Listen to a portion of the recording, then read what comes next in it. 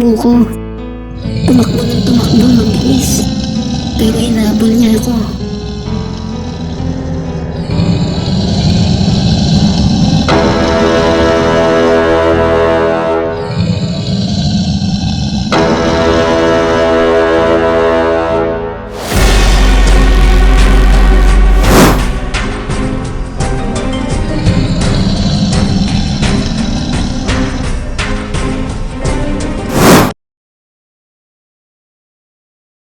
Lahat ng lugar sa Pilipinas, merong aswang at maligno.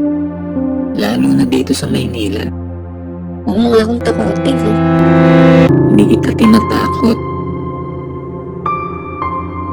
Sa totoo lang, mas marami pang aswang dito kaysa sa bayan namin.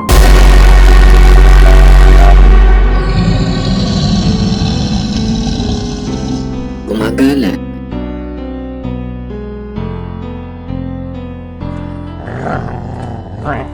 Nag-aabang ng mabibiktima.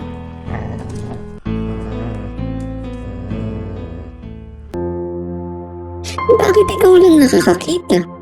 Ako, kami, wala akong nakikita sa mga sulok kundi butikin. Iba ako sa inyo. Bakit? Sino ka ba talaga? Ano ka ba talaga? Demon Slayer? Paano mo nalaman? Uy, hindi nga. Joke lang. Uwi ka na.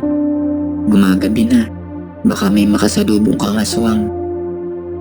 Walang aswang sa Metro Manila, no? Meron mga buhaya. Kung saan namumugad ang kasamaan, nandun ang mga demonyo at mga aswang.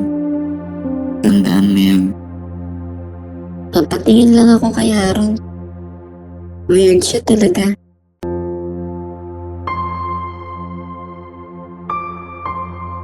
Ingat ka.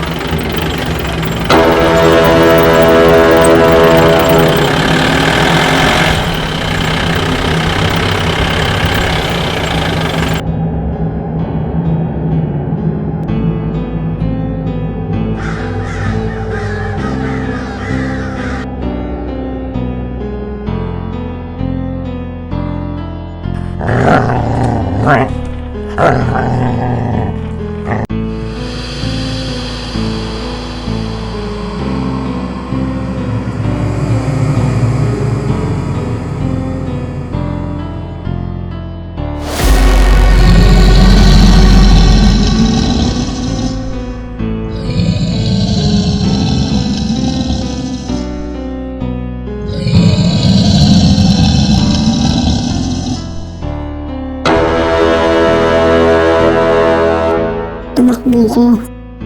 Tumakbo ng tumakbo, mabilis. Pero inabol niya ako.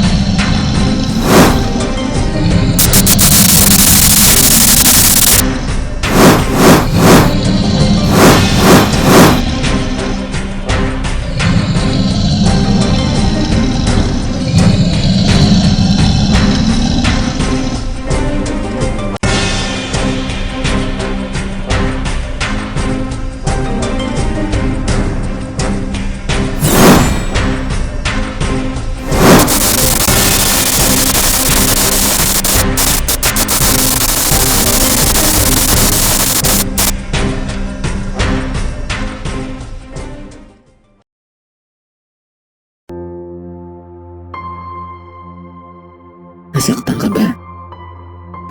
Hindi. Salamat, Haru. dumating ka. Ngayon naniniwala ka na. Akala ko, kwento lang ang lahat.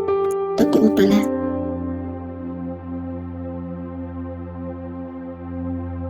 Totoo pala talaga yung mga engkanto at aswang at mga demonyo.